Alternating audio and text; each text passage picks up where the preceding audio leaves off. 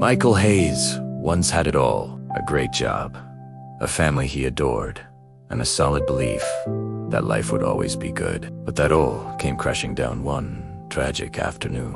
A sudden accident took away the woman he loved most, his wife. After the funeral, Michael walked into a home that felt colder and emptier than he could have ever imagined.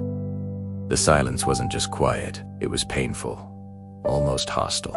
In the months that followed, Michael was like a shadow of his former self. He went to work just to escape his own thoughts, ate only because he had to, and spent every night sitting alone in the dark, clutching his wife's wedding ring. He'd ask the same questions over and over. Why her? Why not me? He couldn't see a future anymore.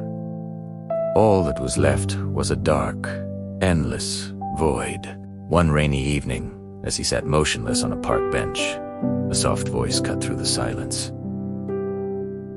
"Are you all right, young man?" He looked up to see an elderly woman who sold bread nearby. He'd seen her countless times, but never really noticed her before. She handed him a warm loaf and sat beside him, not saying a word. After a moment, she spoke gently.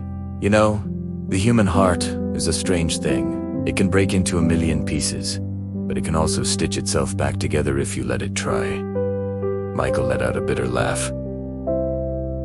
"I don't want to try anymore. I'm just so tired." The woman's eyes were full of sympathy, but also strength. She replied, "When someone we love leaves us, they don't want us to die with them. They want us to live beautifully for them." Those words hit Michael like a lightning bolt. He had never thought of it that way. He'd been clinging to his pain, thinking that moving on would be a betrayal of her memory. That night, Michael went home with the bread, and for the first time in months, he didn't break down when he saw her empty chair. The next morning, he went back to the park. He saw the elderly woman handing out fresh bread to the homeless. She wasn't rich or particularly strong, but she woke up at 4 every morning just to bake for people who had no one. Michael asked her, "Why do you do this?" She smiled warmly and said, "Because when we give even just a little, we save a part of ourselves too." Her words planted a seed in his heart. Michael started helping her distribute bread every morning. Nobody knew who he was, and nobody asked, but with every loaf he handed to someone in need, his own heart felt a little bit lighter.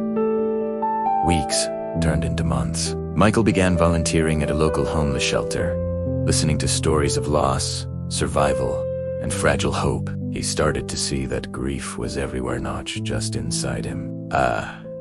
Year went by. Michael was no longer the broken man who had sat on that park bench. He hadn't forgotten his wife. He never wanted to, but he had learned how to live again. He had learned how to begin again. During a sharing session at the shelter one evening, Michael said something that made the whole room fall silent. He said, "I once thought my heart died with the person I loved, but I learned that love doesn't just disappear. It changes its shape, and sometimes it leads you to the people who need you to stay alive."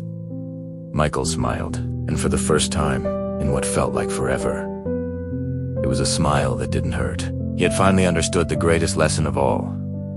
When life forces us to our knees, it isn't the end. It's the position we need to be in to rise up stronger than ever before. If you found this story meaningful, please like and subscribe. It gives me more motivation to create videos like this. Thank you so much for watching.